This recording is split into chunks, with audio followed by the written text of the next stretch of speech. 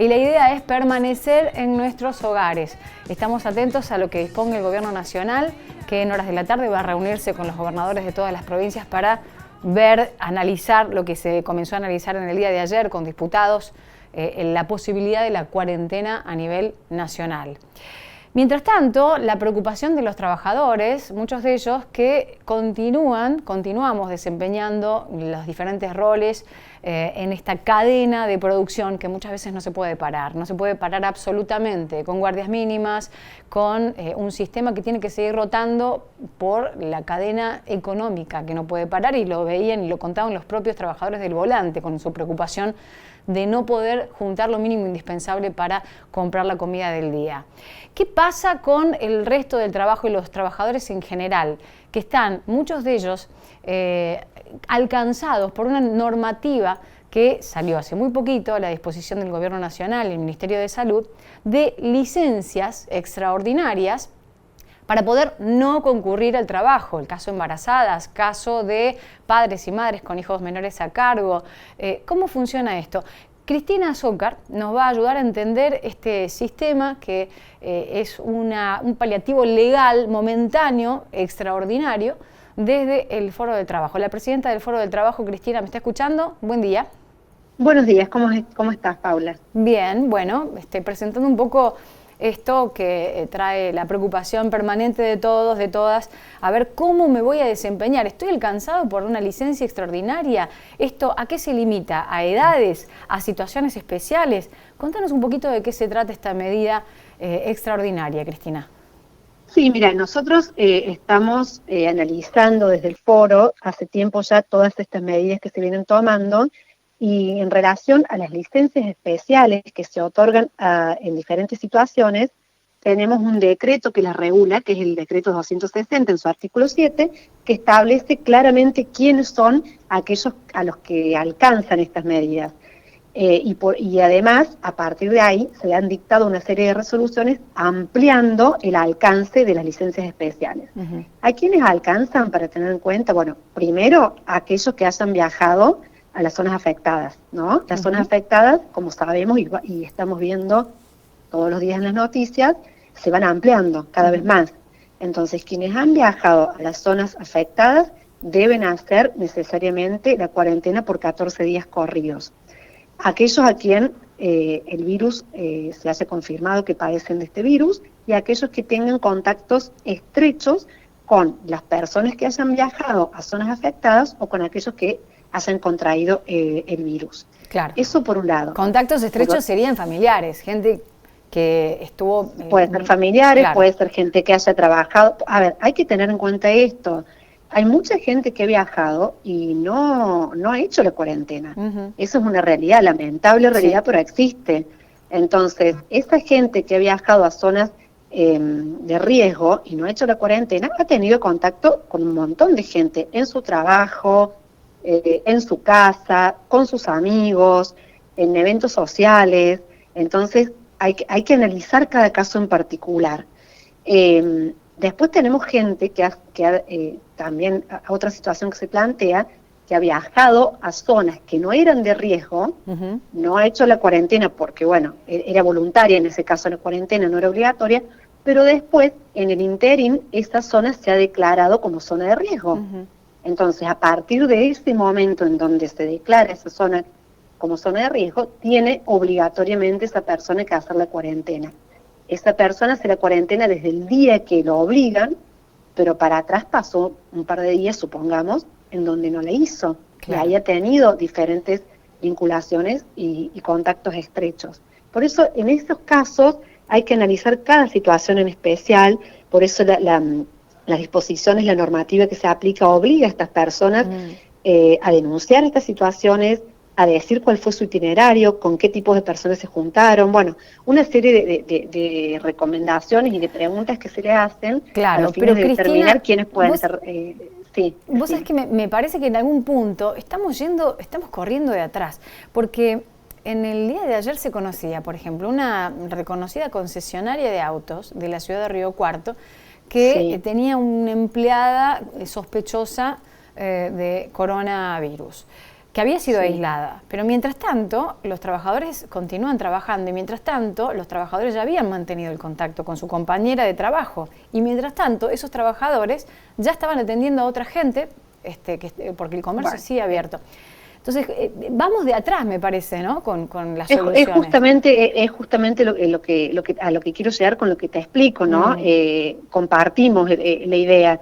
Es difícil, se hace lo que se puede, pero acá hay que apelar por sobre todas las cosas a la responsabilidad de cada uno, individual y colectiva también. El Estado no da abasto, y bueno, en estos casos como el que me estás contando, yo no estaba noticiada de esta situación, pero bueno, también depende de la responsabilidad que tengan, calculo yo, el jefe de esta persona, los propios empleados. También hay mucho desconocimiento, la gente no sabe, recién ahora se está informando de la gravedad de esta pandemia, hay gente que no entiende la gravedad o no la quiere entender, hay gente que es más descuidada, muchos sí están siendo responsables y hace rato que estamos, me incluyo, en cuarentena voluntaria, y bueno, también depende de esto, es una cuestión de conciencia social, es una cuestión de cuidarnos, de cuidar al otro, y es una cuestión también de presencia efectiva del Estado. Sí, y en la articulación con los privados, Cristina, también, ¿no? Porque, ¿qué pasa, por ejemplo, en situaciones, las independencias estatales es como más fácil, la licencia y bueno, la aplicación de este tipo de medidas legales? ¿Qué pasa con los privados? Porque también hay una decisión, ¿no? Como de sentido común, de jefe, empleado. Hay una situación que por ahí se pone en tensión. Sí, ese es un tema. El tema del empleo privado es un problema. No solo el empleo privado, el empleo negro, o sea, el empleo privado registrado y no registrado. Hay una problemática importante. Y bueno, acá como yo lo vengo diciendo, acá depende de un diálogo sincero entre empleador y trabajador, donde no haya especulaciones de ninguna de las dos partes y donde prime siempre la buena fe. Es lo que yo reitero en estas situaciones, más allá de la ley, que la ley está, tiene que primar la sensatez, la buena fe, la responsabilidad, ¿no? Porque hay de todo. Nos encontramos yo como abogada me encuentro con diferentes consultas, hay cosas que son increíbles, como hoy veía una noticia donde han obligado a trabajar a empleadas domésticas, familias donde vienen afectadas de zonas de riesgo y están en cuarentena. Bueno, hay cosas que no se pueden creer. Entonces, bueno, también es cierto que hay un problema muy grave que tiene que ver con la productividad de los empresarios, en donde de repente con esta situación de licencias especiales tienen un ausentismo de la mitad de su personal, pero a la vez tienen que pagarle los sueldos al 100%, tienen las cargas impositivas, o sea, es como un círculo vicioso que bueno, veremos el Estado qué políticas aplica, más allá de las que ya aplicó, claro, que no alcanzan, no van a alcanzar, porque esto me parece que viene para rato, no sé si nos vamos a quedar, ojalá nos quedemos en estos 14 días y se termine, pero me parece que y además, no va a ser así. ¿Cómo discriminar? Porque recién mencionabas algunas medidas por parte del Estado Nacional, desgravar, o sacar las cargas sociales con algunas empresas que teóricamente son las más afectadas con esto, pero la rueda es tan grande que inevitablemente todas las empresas y todos los rubros se están viendo afectados. Entonces, ¿cómo discriminar a qué empresa eximirla de las cargas sociales de sus empleados? Y por otro lado, te quería preguntar esto, la gente que se tome estas licencias extraordinarias, tener en cuenta que no son ni vacaciones, que no se computan, digamos, ¿cómo se computan? Es como una licencia, ¿no? Bueno, ahí volviendo al principio de la nota, lo que me preguntabas, yo te esquematicé un primer sector de personas que tienen obligatoriamente que tomarse que tienen que realizar la cuarentena. Sí. Pero también están las licencias especiales para quienes, para aquellas personas que hayan cumplido 60 años o más, al momento del dictado de la resolución que establece el sistema de licencias especiales, para embarazadas, para aquellas personas que padezcan depresión inmunológica, que padezcan diabetes, que padezcan insuficiencia renal, hipertensión, etcétera. Ahora se ha ampliado recientemente esta licencia también para mamás o papás que tengan, trabajadoras o trabajadores que tengan hijos a cargo o hijos con edad escolar, que todos sabemos que solo uno puede tomarse la licencia. Y este esquema de licencias va variando día a día dependiendo de cómo va avanzando esta epidemia. ¿Qué pasa con estas licencias? ¿Se las pueden tomar? Sí. Estas personas gozan de esta licencia, tienen que informar cuál es la modalidad, tienen que informar al empleador que van a hacer uso de esa licencia especial, la cantidad de días, supongo que la mayoría lo toma por los 14 días, exceptuando aquellos papás que elijan tomarse 7 días uno y 7 días el otro. Hay que ver también el empleador qué posibilidad tiene de dar las licencias de esa manera. Y una vez que se comunica al empleador esta situación, el empleador está obligado a otorgar esas licencias, porque son legales y está obligado a pagarle el 100% de sus remuneraciones.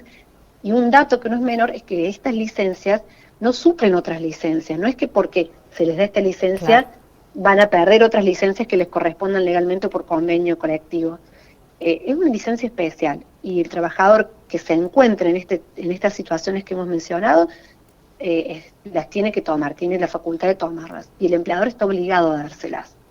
De lo contrario, ¿qué pasa? ¿Cuál es la herramienta que queda al empleado, digamos, en que no se le deja ejercer esa licencia, que no se le permite? El jefe que dice, no puedo, no me da la capacidad, o a lo mejor no es que no quiero, no puedo, no tengo la capacidad para suplirte, por ejemplo. No, bueno, el empleado la licencia, si está en esta situación y la quiere tomar, se la toma a la licencia. Después veremos qué pasa en esa situación especial, qué hace el empleador. Si lo suspende, bueno, tendrá el empleado que recurrir a esa suspensión porque es ilegal y bueno, y defenderse. La idea es no llegar a estos extremos, ¿no? Y la idea también, que es muy importante, porque esto se habla, ¿no? Yo siempre apelo al diálogo sincero.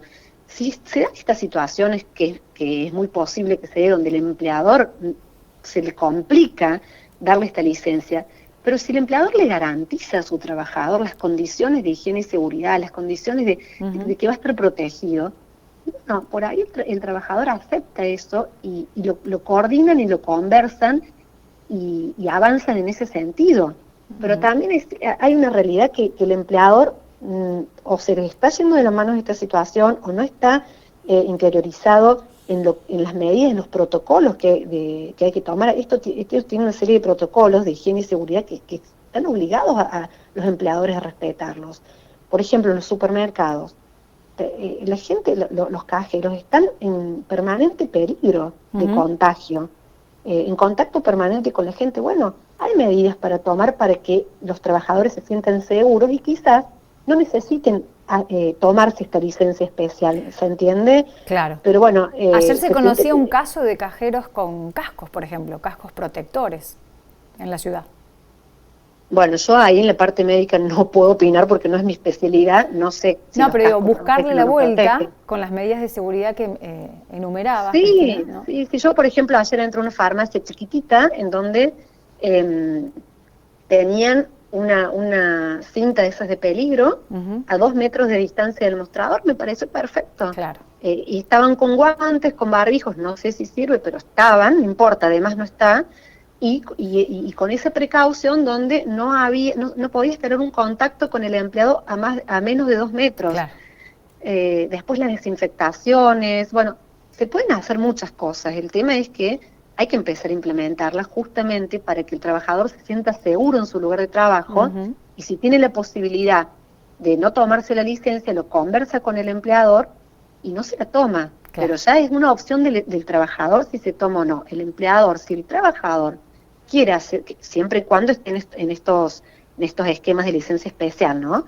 Si el trabajador quiere hacer uso de licencia, el empleador está obligado a otorgársela. Bueno, nos quedamos con esta última parte. Cristina Zócar, la presidenta del Foro del Derecho del Trabajo, muchísimas gracias por ayudarnos a pensar este tema tan nuevo, ¿no? Tan cambiante, tan dinámico, tan excepcional. Muchas gracias. Sí, no, gracias a ustedes por comunicarse.